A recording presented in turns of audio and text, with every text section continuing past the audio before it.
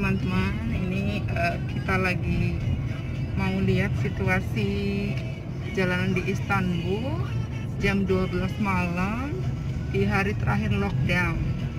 Jadi hari ini, malam ini itu adalah terakhir lockdown karena besok sudah mulai normalisasi. Nah, kita lihat suasana di jalanan kayak apa. Ini kita baru keluar dari rumah dan ternyata padat sekali jalanan. Yuk kita lihat kayak apa.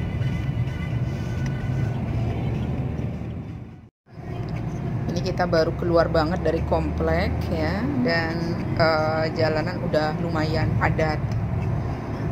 Jadi selama lockdown untuk minggu ini, lockdownnya itu cuman akhir pekan, Sabtu dan Minggu, dan untuk minggu ini adalah akhir dari masa lockdown di Turki ya.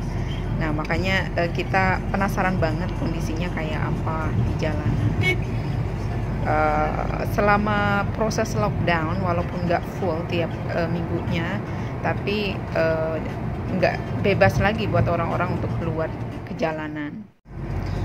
Teman-teman bisa lihat ya kondisi jalanannya kayak gini. Dibilang lengang enggak, tapi dibilang padat juga enggak terlalu. Nah, tapi masyarakat di sini sebenarnya sudah menunggu lama gitu, karena selama ini kan aktivitas kita di sini jadi terbatas gitu. Yang mau keluar kota nggak bisa, yang sudah berada di luar kota mau balik lagi juga nggak bisa. Makanya mungkin banyak orang yang punya kepentingan mendadak mungkin di luar kota benar-benar memanfaatkan waktu akhir lockdown untuk langsung cus berangkat. Kata suamiku begitu tuh. Kita juga harus nunggu sampai akhir lockdown jam 12 malam. Soalnya kalau belum jam 12 malam terus kita keluar, nah bisa jadi tuh ya ada razia polisi dan kita bisa kena denda, dan dendanya lumayan mahal, bisa ribuan tele kalau yang aku pernah dengar sih gitu. Ribuan tele kalau dirupiahin bisa berapa juta tuh ya kan. Makanya walaupun besok suamiku kerja, kita tetap melek sampai jam 12 malam untuk nunggu bisa keluar untuk lihat kondisi jalanan kayak apa.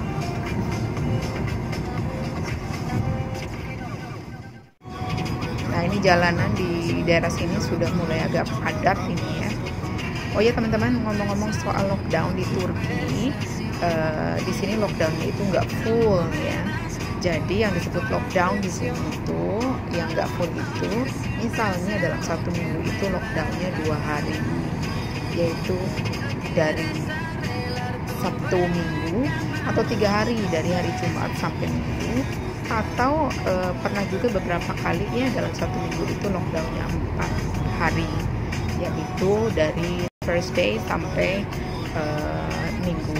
Nah, seringnya yang lockdown itu saat akhir pekan atau pas libur nasional, karena memang pemerintah itu meminimalisir orang-orang pada ngumpul gitu.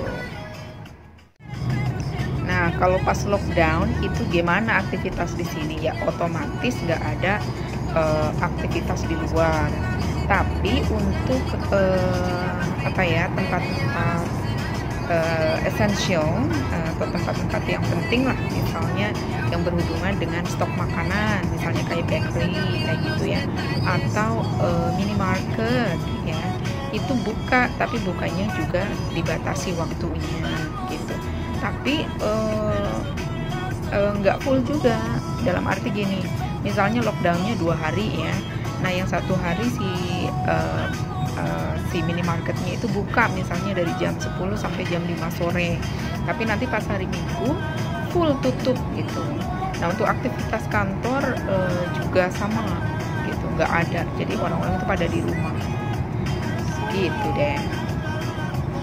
Dan alhamdulillah ya, ini masa lockdownnya sudah berakhir di Turki, dan saat ini ya udah 000 ya, 00000.00. Nah, itu kita sudah masuk masa normalisasi.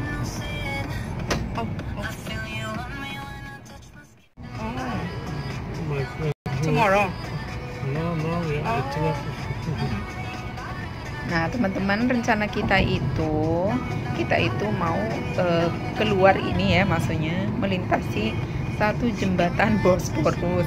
Nah, nanti begitu sudah lewat kita muter balik lagi deh ya. Itu aja, kita hanya pengen lihat situasi di jalanan. Karena bisa dibilang ini adalah satu waktu yang begitu bersejarah ya buat kita semua umat manusia.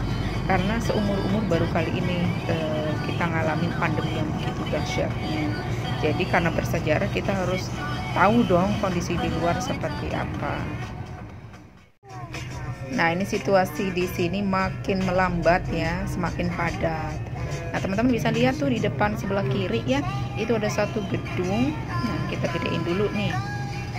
Iya. Nah, oke, kelihatan? Oke. Itu adalah gedung Trump Tower ya, milik Presiden Trump. Ini kita sudah mulai mendekat ke Bosporus, makanya kendaraan sudah mulai melambat dan padat. Kalau sudah selalu ya, kalau sudah mau masuk jembatan Bosporus, itu arus lalu lintas itu mendadak jadi padat banget gitu, dan jalannya itu harus pelan-pelan kayak gini. Nah, teman-teman, gimana di Indonesia nih? Mudah-mudahan segera berakhir juga ya masa lockdown atau disebutnya PSBB ya kalau nggak salah. Karena satu-satu negara sudah mulai mengakhiri masa lockdownnya.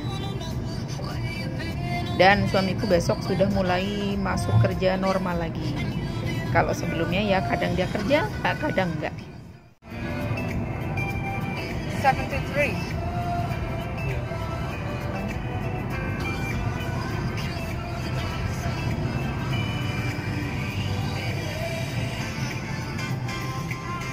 So before that it means just using, what is that?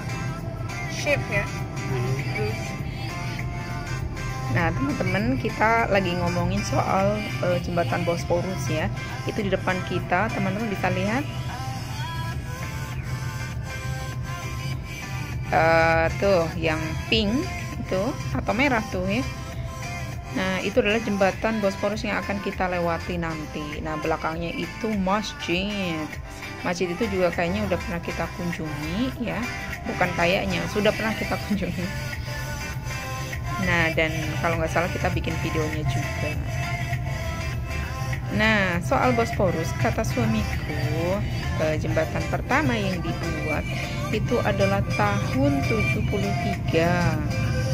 Nah, total dari jembatan Bosporus, yaitu jembatan penghubung antara wilayah Asia dan Eropa, itu ada sekitar 3 atau 4 gitu deh.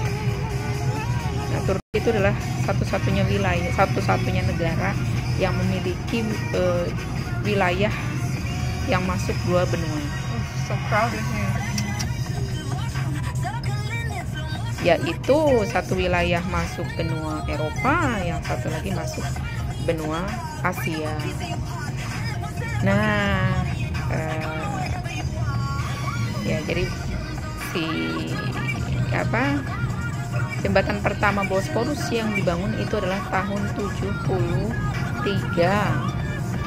Artinya sebelum tahun 73 masyarakat di sini hanya menggunakan transportasi ship atau kapal ya. Kalau mereka itu mau bepergian baik menuju ke wilayah Asia atau sebaliknya, atau dari Eropa ke Asia gitu. Nah, sejak tahun 73 maka transportasi untuk menghubung 2 wilayah itu ada 2 pilihan, yaitu lewat darat melewati jembatan ini dan lewat air, yaitu dengan pakai kapal. Nah, untuk yang kapal itu ada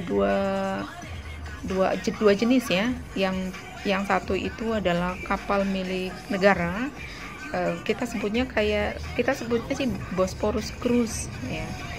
Nah, terus yang satu lagi adalah kapal-kapal milik private companies.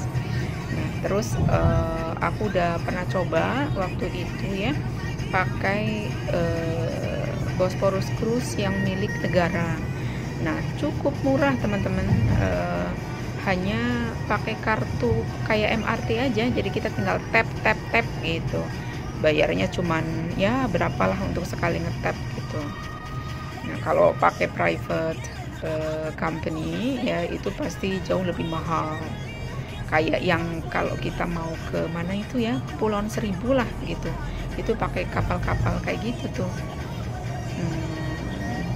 Kalau yang private, tapi yang gedenya juga ada. Kalau kita ya pilih aja yang murahnya, yang memang sudah pakai kartu gitu.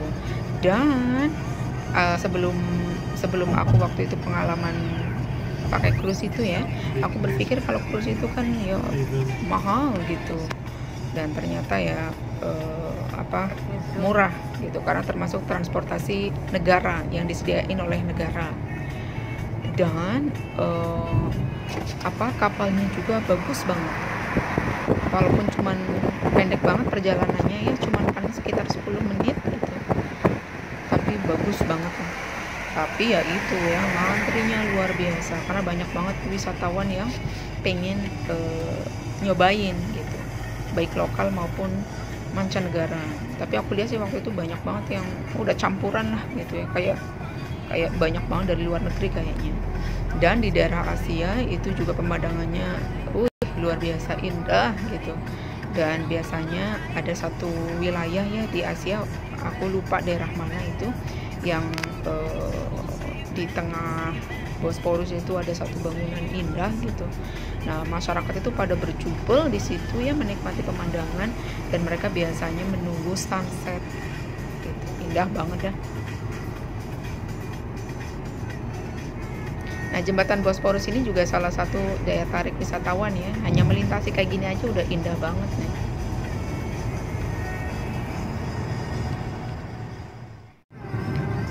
Nah, kita udah melintasi Bosporus ini, teman-teman bisa lihat ya pemandangan kotanya kayak gini. Terus trafiknya ke arah sebaliknya, buset dah, macet. Karena mereka melintasi Bosporus makanya macet. Nah, nanti di depan kita tinggal belok lagi, balik lagi dah.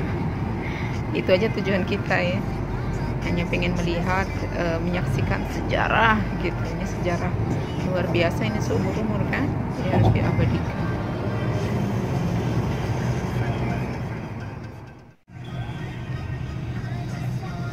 Dan ini teman-teman, kita sudah balik lagi, udah muter lagi, dan kita mau nyebrang Bosporus lagi. Mari kita saksikan keindahan Bosporus, jembatan Bosporus maksudnya ya.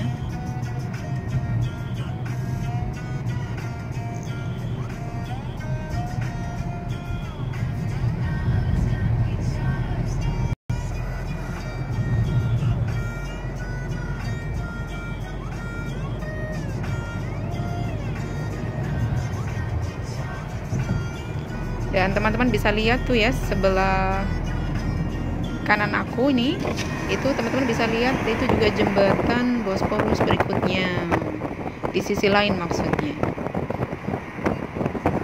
Indah banget ya.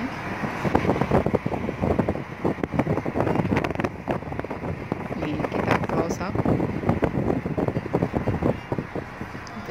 Jadi total dari jembatan Bosporus itu kalau nggak salah 3 atau 4 gitu.